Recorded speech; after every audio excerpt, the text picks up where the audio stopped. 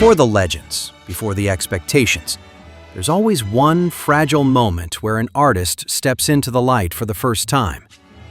These songs weren't written to make history. They were written to be heard. Love me do. And yet, once they reached the radio, living rooms, and car dashboards, they quietly rewrote the future. A career-launching debut isn't just a first hit.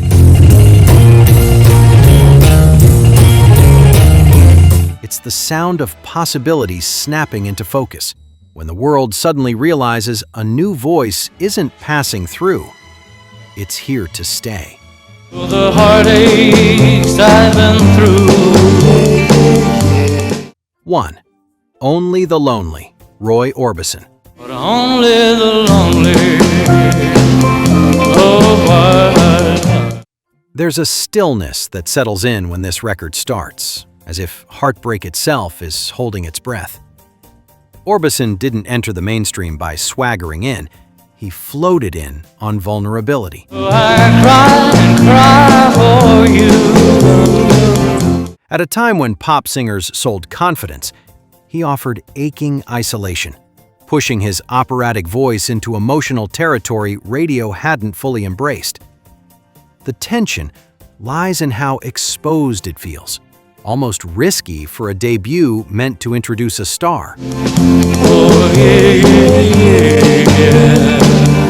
Oh. But that emotional honesty was the point.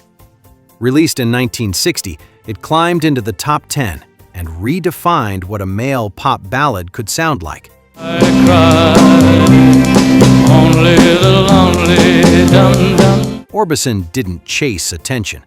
He earned trust. Sometimes a career begins by daring to sound alone. Don't want your love. 2. Cathy's Clown, the Everly Brothers. Here he comes, that's Cathy's Clown.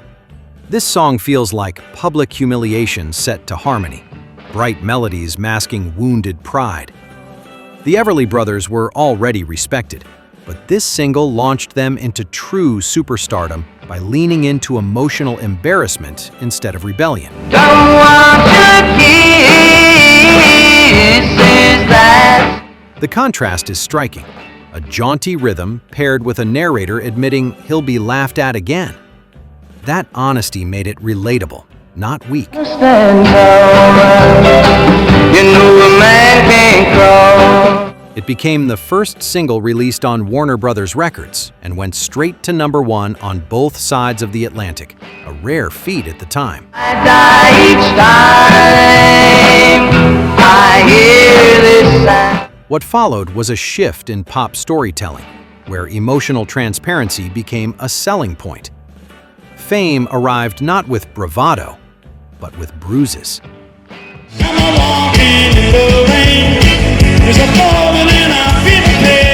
3. Runaway, Del Shannon.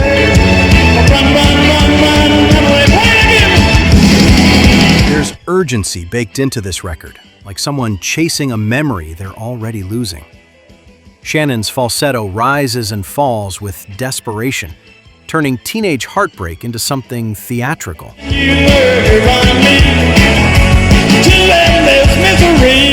What sets it apart is that eerie keyboard solo, played on a musitron, an instrument so unusual it made the song sound slightly futuristic in 1961.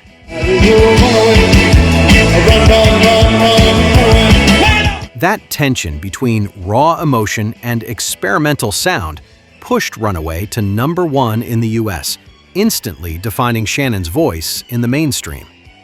He didn't arrive gently, he arrived dramatically.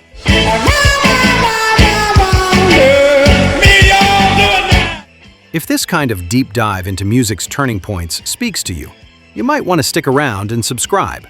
We spend a lot of time here listening closely. Everybody had a move across the USA. 4. Surfin, the Beach Boys. Surfin' USA. You'll catch 'em surfing out there. This song sounds like sunburned optimism, rough, simple, and full of local pride. The Beach Boys didn't debut with polish, they debuted with a feeling.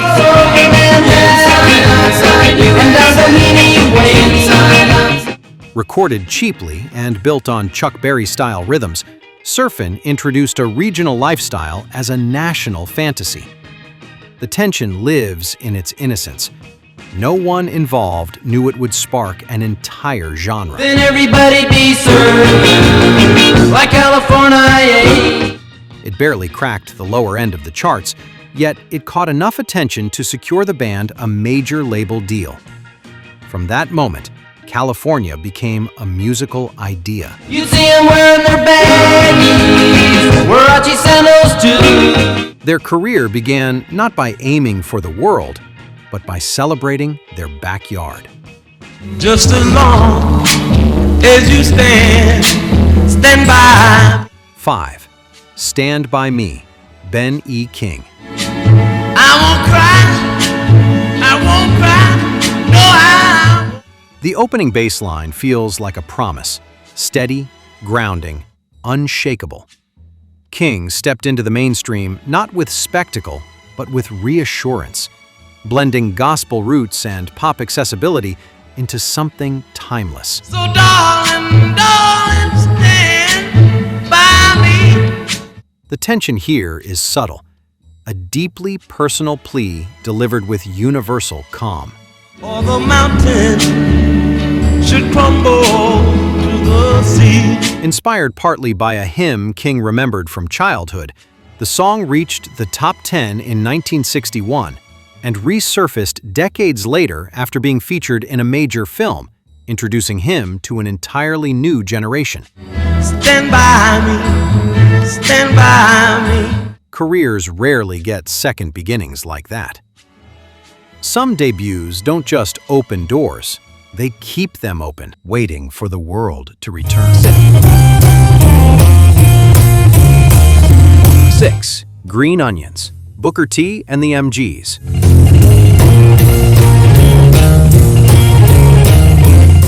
The first thing you notice is the groove, cool, unbothered, and strangely confident for a debut.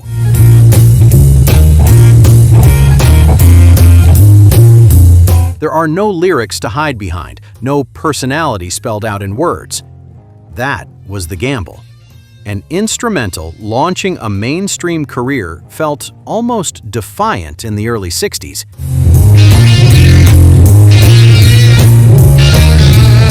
Yet that restraint became its power. Built around a Hammond M3 organ riff recorded at Stax almost as an afterthought, the track climbed into the top 5. It didn't shout for attention, it invited you closer.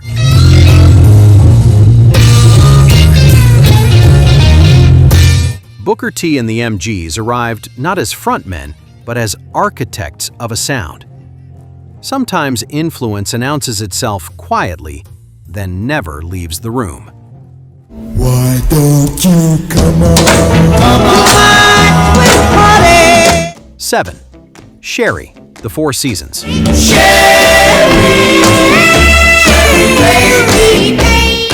This song bursts open with urgency, hand claps, harmonies, and a falsetto that feels almost impatient.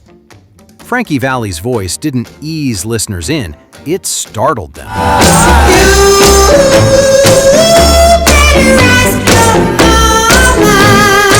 That tension between sweetness and intensity made the record impossible to ignore. Sherry shot to number 1, instantly separating the Four Seasons from the pack of early 60s vocal groups.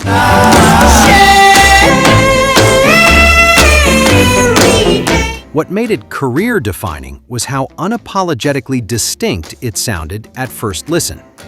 No smoothing the edges, no playing it safe. The success locked in their identity, for better and worse, but it also proved individuality could be commercially explosive. Cherry baby, Cherry, can you come out? A debut doesn't always ask permission. It sometimes kicks the door in. Don't love, love me do. You know I 8. Love Me Do, The Beatles. love me do. Oh, love me do. There's a nervous charm to this record, like a band still discovering who they are in real time. The harmonica line is simple, almost naive, but that's exactly why it worked. The Beatles didn't debut as revolutionaries, they debuted as relatable. I'll always be true, so please. Released in the UK in 1962, the song crept into the charts rather than exploding, yet it marked the moment the public first leaned in. You know I love you. I'll always be true. The tension sits in its modesty, knowing what would come later. This wasn't dominance, it was introduction. A quiet handshake before the world changed. I'll always be true, so please. Every seismic shift starts somewhere small, usually before anyone knows what they're hearing.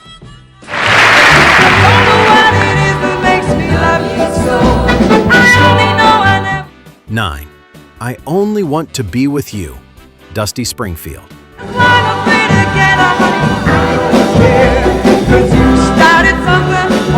This song feels like emotional sunlight, warm, open, and disarmingly sincere.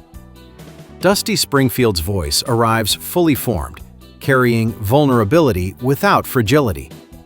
The contrast is striking, a debut that sounds confident while confessing devotion. It doesn't matter where you go or what you do. Released in 1963, it became an immediate hit in the UK and introduced a singer who bridged pop and soul with uncommon ease.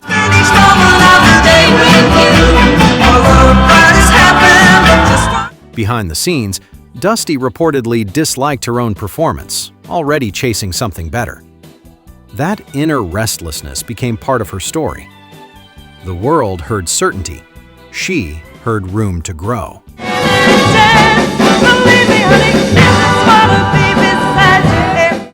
Some careers begin not with satisfaction, but with the quiet resolve to outdo your own first impression.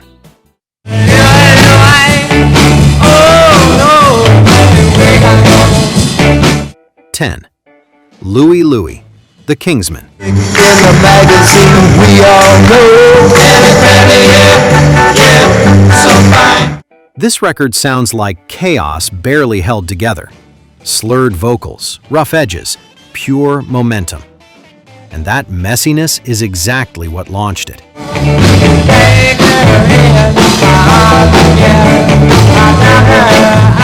The tension comes from how unpolished it feels for a mainstream breakthrough, especially one that sparked controversy.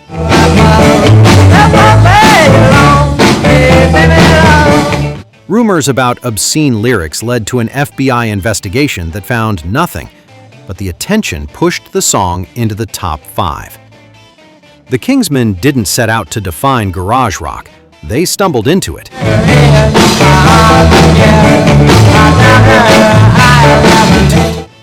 Their debut moment wasn't about mastery, but permission. Proof that raw energy could outrun refinement. Sometimes history isn't made by precision, but by leaving the mistakes loud enough for everyone to hear. Me and my baby party all day long. I'm walking goodbye. Couldn't get my car started later from 11. Come On, The Rolling Stones. It's me, my baby party. Come on. I can't get started. Come on. This debut doesn't swagger the way the Stones eventually would. It hustles. There's impatience in the rhythm, like a band eager to prove they belong in the conversation. Everything is wrong since I've been without you. Every night I lay awake thinking about you. Choosing a Chuck Berry cover as their first statement created an immediate tension. Originality versus allegiance. But that decision also planted a flag. Can't afford to check it. I wish somebody come along and run into it and wreck it. Come on. Released in 1963, the single scraped into the UK charts and was enough to get them noticed, booked, and taken seriously. Since I've been without you, come on. always thinking about you, mama. Mick Jagger's voice hadn't fully hardened yet, but the attitude was already forming. Their career didn't begin with dominance, it began with devotion. Sometimes the fastest way forward is admitting who you're borrowing fire from. I'll make you so proud of me. We'll make 12. Be My Baby, the Ronettes. baby. The opening drum beat lands like a heartbeat you can't ignore. Immediate, physical, unforgettable. Ronnie Spector's voice enters with a mix of innocence and command that felt entirely new. You know I will adore you. The tension here lies in contrast. A young woman asking for love while sounding utterly in control. I'll make you so proud of me. We'll make Produced by Phil Spector and released in 1963, the song became a top 5 hit and a blueprint for pop ambition. It launched the Ronettes into the mainstream, while also placing Ronnie at the emotional center of an era. every place we go, so won't you please? This wasn't just a debut, it was a declaration of presence. Some voices don't ask to be remembered, they decide to be.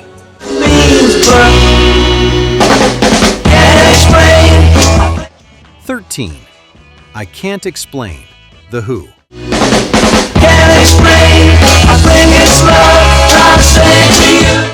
This song feels like frustration bottled and shaken until it rattles. Pete Townsend wrote it as a nod to the Kinks, but the performance pushes past imitation into something more volatile.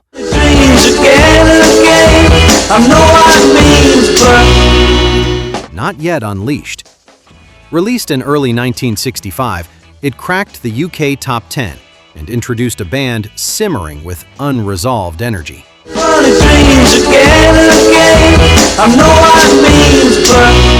Roger Daltrey's vocal sounds trapped inside the song, straining against its limits. That pressure would later explode on stage.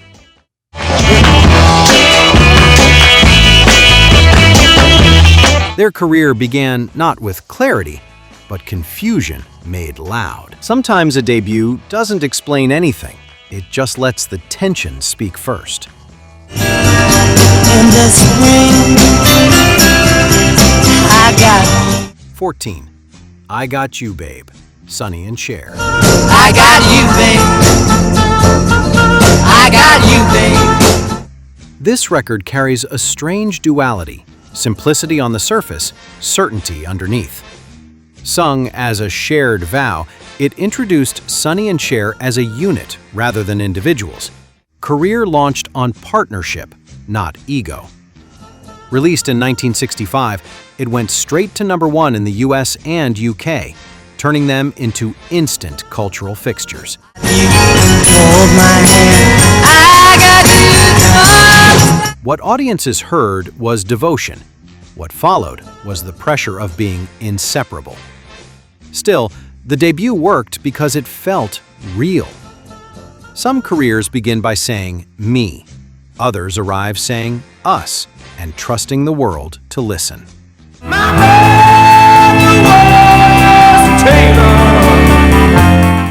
15. House of the Rising Sun, The Animals.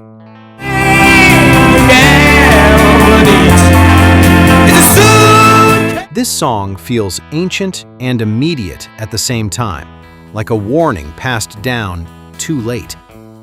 Eric Burdon's vocal doesn't perform the story, it confesses it. Not to do what I have done. The tension comes from how heavy it feels for a debut, carrying regret rather than promise. Released in 1964, it reached #1 on both sides of the Atlantic, transforming a traditional folk song into a rock landmark. They call the rising sun. The Animals entered the mainstream already sounding haunted. That weight became part of their identity. Some artists introduced themselves with dreams. Others arrive bearing consequences, reminding everyone that success can carry shadows with it. You got me. You wanna leave me behind. 16. Where Did Our Love Go? The Supremes. Where did our love go? Ooh, don't you? This song enters almost gently, but there's something unsettling in its patience. Diana Ross doesn't plead, she waits, letting space do the talking. Forevermore. I got this burn. That restraint was radical for a debut, especially in a pop landscape built on immediacy. The tension lies in its emotional distance, heartbreak delivered without dramatics. Deep inside me, and it hurts so bad. Released in 1964, it became Motown's first #1 hit on the Billboard Hot 100, launching the Supremes into a historic run. Yet, even here, you can sense the pressure forming, the expectation that every step forward would now be watched. Their mainstream arrival wasn't loud, it was inevitable. So bad. You came into my heart. Some careers begin not with arrival, but with gravity taking hold. Taken together, these songs aren't just introductions, they're thresholds. Each one captures an artist at the exact moment before identity hardens, before success brings rules, before the weight of expectation settles in. A debut that launches a career doesn't ask permission. It reveals something unfinished but undeniable. That's why these songs still feel alive. They weren't built to last forever. They lasted because they were honest enough to survive growth, pressure, and time. Which debut still feels electric to you, no matter how many decades pass? If this kind of slow, thoughtful look at music history resonates, you're always welcome to come back and listen along again.